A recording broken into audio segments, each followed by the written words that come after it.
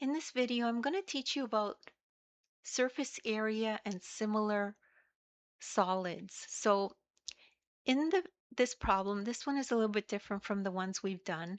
The figures below are similar. The ratio of the surface area of the rectangular pyramids is 4 to 9. What is x? And we're only given this dimension, and then we need to find x using this ratio. So, since the pyramids are similar, all linear dimensions scale by the same factor. So we just need to remember this formula. This is the scale factor for surface area. K squared equals A over B squared. That equals S2 over S1. A over B is the ratio of the linear dimensions. In this case, A is equal to X and B is equal to 3 centimeters. So this is the 3 centimeters.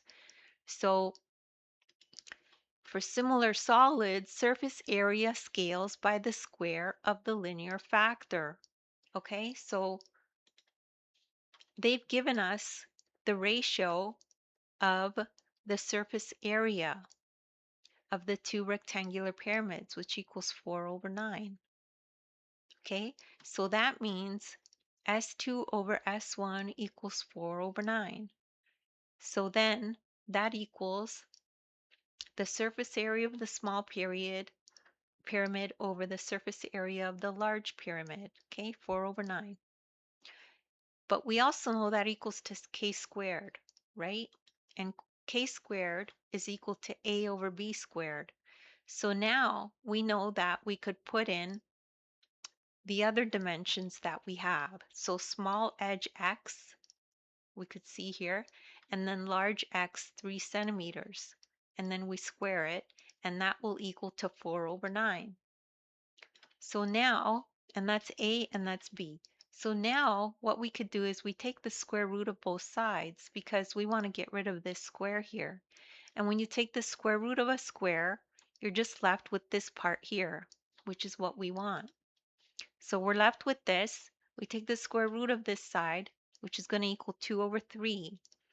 And then now what we want to do is multiply both sides by 3 so we could get this out of the denominator so we could actually solve for x.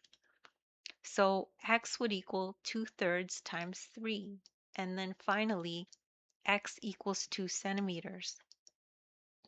And that's it. That's all there is to that problem. And don't worry if you don't understand that right away. You could just rewatch the video.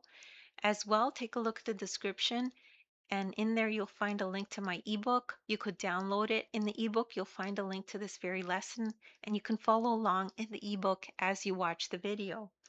As well, in the description, you'll find links to other videos of mine that I've done that are similar. You could check those out if you need extra help. Please make sure to like and subscribe, and thank you so much for listening.